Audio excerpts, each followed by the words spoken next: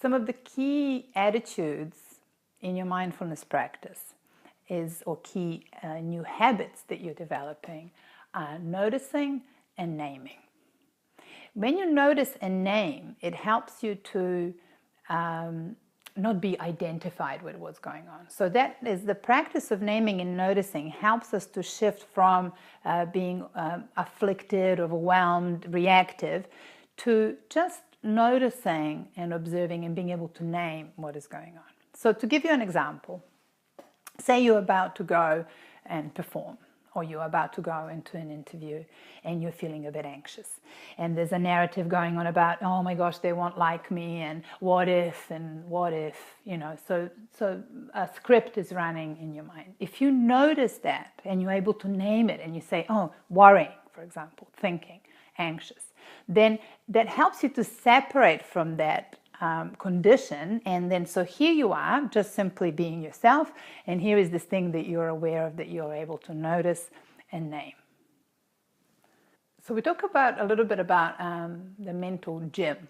We've talked already about the muscle of mindfulness. So how do we train that muscle to be strong and effective?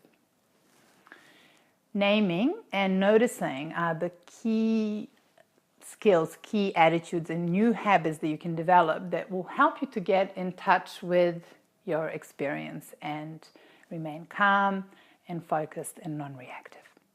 So noticing simply means that, just notice whatever it is that you're experiencing, and noticing is different from judgment. It's very important to understand that. So we might notice, but then the very next moment we begin giving ourselves a hard time, and then we're just simply building on anxiety or insecurity. So we don't want to do that. We want to create a pause and a space for us to then retrieve the attention. So noticing, naming, and retrieving of attention. We come back to the breath, we come back to the present moment, we come back to the senses.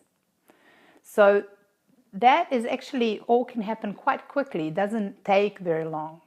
You know, people tell me things like, oh, I don't have the time to practice this. And so that's actually not true. How long does it take to do that? It can take really less than 30 seconds.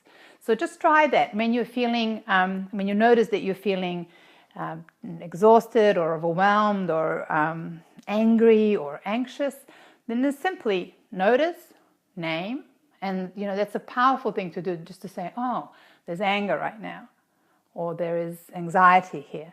And notice how you're languaging as well. So saying things like, I am angry is not helpful, I am anxious is not helpful. And it's actually not true, because that doesn't really define you as a person. It's much more helpful to say, there's a feeling of anxiousness. And maybe then also being able to name, how do I actually experience anxiety? Where do I feel it?